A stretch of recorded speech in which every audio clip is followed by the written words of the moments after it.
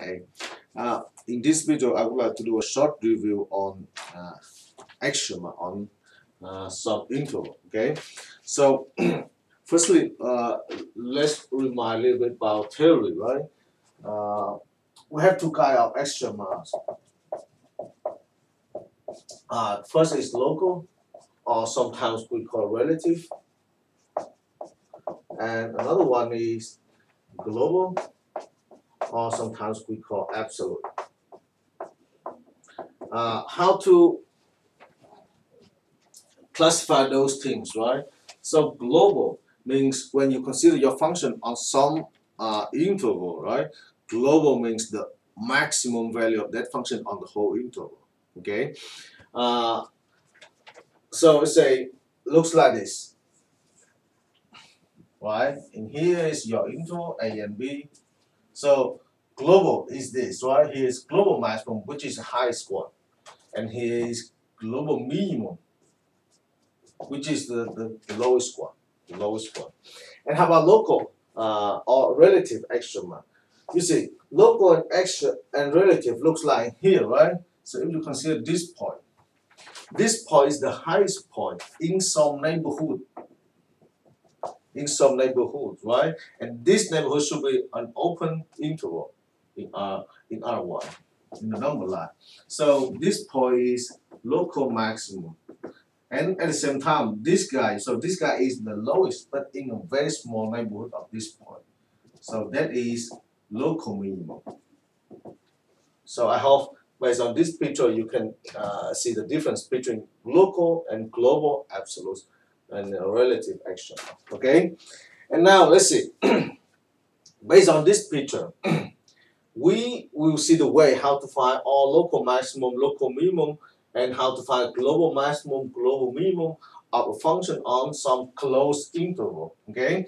Now let's talk about local and or relative extrema. So if you pay attention on this picture, here the function attains local maximum, right? And here the function attains local minimum. The tangent line at this point and at this point are horizontal. Our tangent line is horizontal means the derivative is equal to 0. Tangent line is horizontal. That means equivalent to the derivative equal to 0. So that is the first case, right? We still have another case. Another case looks like this. So this function is absolute x, right? I mean, let's take absolute of x. And that is the graph of that. And you can see by the definition of local extrema or relative extrema, right? This point is the lowest in some neighborhood. So this point is still local minimum of this function. But at this point, the function is not differentiable, right? And you see, at this point, the function is differentiable and derivative equal to 0. Equal to 0. So I can write here y prime equal to 0 in here, and then y prime equal to 0 in here. But in here, y prime does not exist, right? And when y prime does not exist, the function may attain local maximum or local minimum. So we have to, in these two pictures, we have two cases where the function may attain local maximum or local minimum. That is when y prime equal to 0 or when y prime does not exist. Okay, so we have to look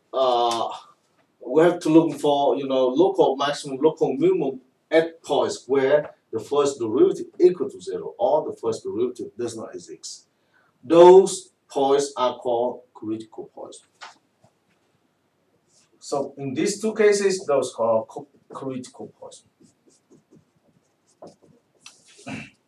So that is the first thing you need to memorize in this topic.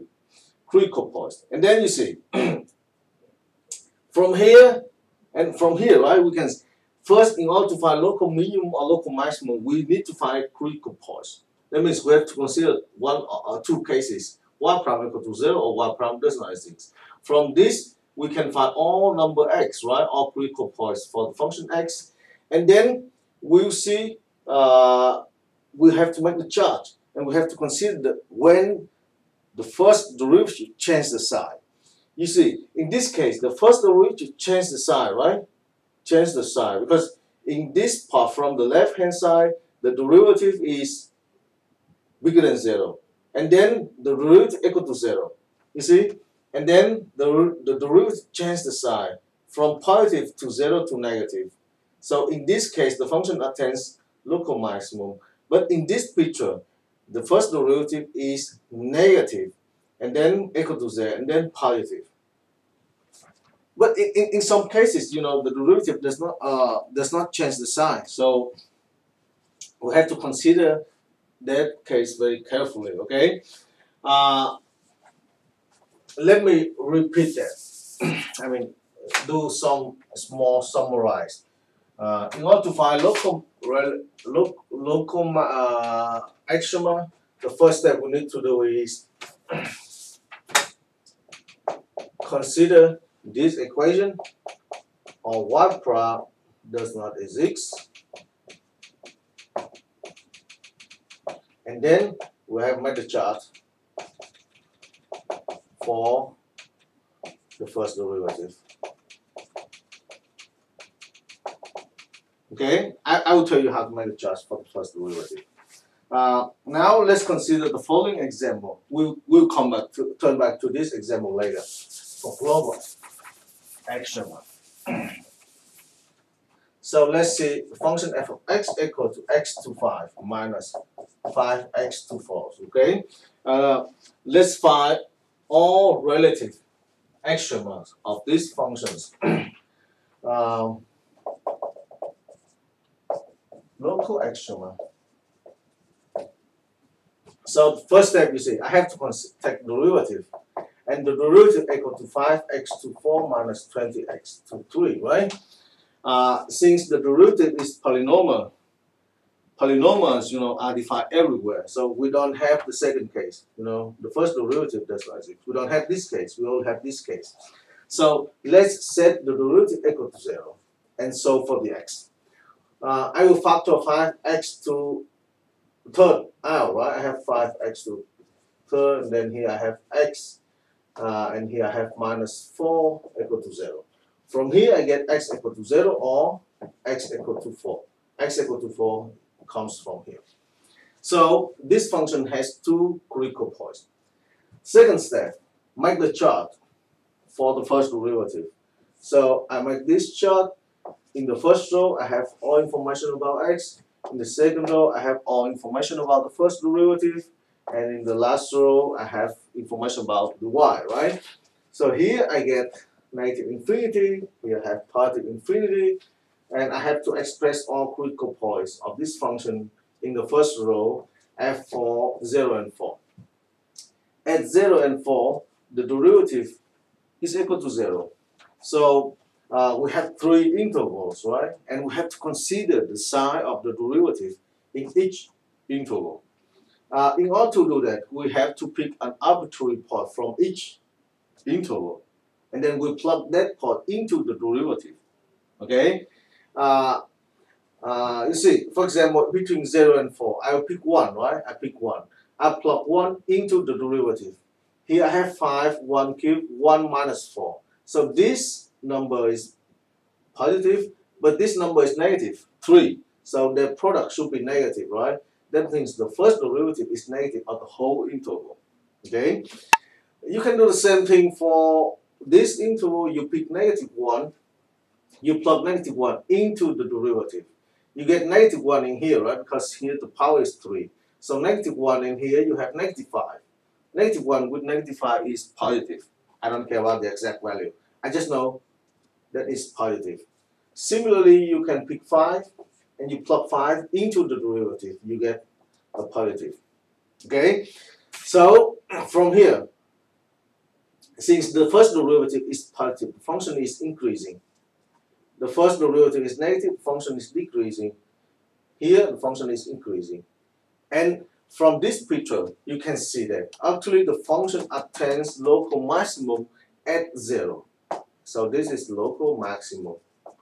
And this is local minimum. Okay? You have to plug 0 and 4 into the original function to find local extrema. Okay? For example, at 0, you plug 0 into this. you get 0. So 0 is your local maximum. And here you plug 4 into this function, you get 4 to the 5 and then minus 5, 4 to the 4, right? 4 to the 5, 4 to the 4 minus 5, 4 to the 4 equal to negative 4 to the 4. So that is 16, 16 times 16. I don't remember that, but you can use calculator 6, 3, 9, and then 6, and then 1. So you have 2, 5, 6 with the negative. So this is your local minimum. Okay, so you see, based on this example, again, we need to do 2 steps in order to find all local extrema. All local extremas of some function. First, take the derivative and consider 2 cases. And secondly, once you got all critical points, right, you have to make the chart for the first derivative to consider the sign of the derivative, how the first derivative changed the sign, and based on that you can do conclusion. Okay, so I think, but by the way, I guess I have to do this example,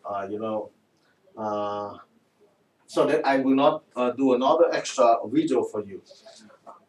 Based on this example and based on the chart, we can do conclusion about where the function is increasing and where the function is decreasing. So based on this, you can see the function is increasing on this interval, right?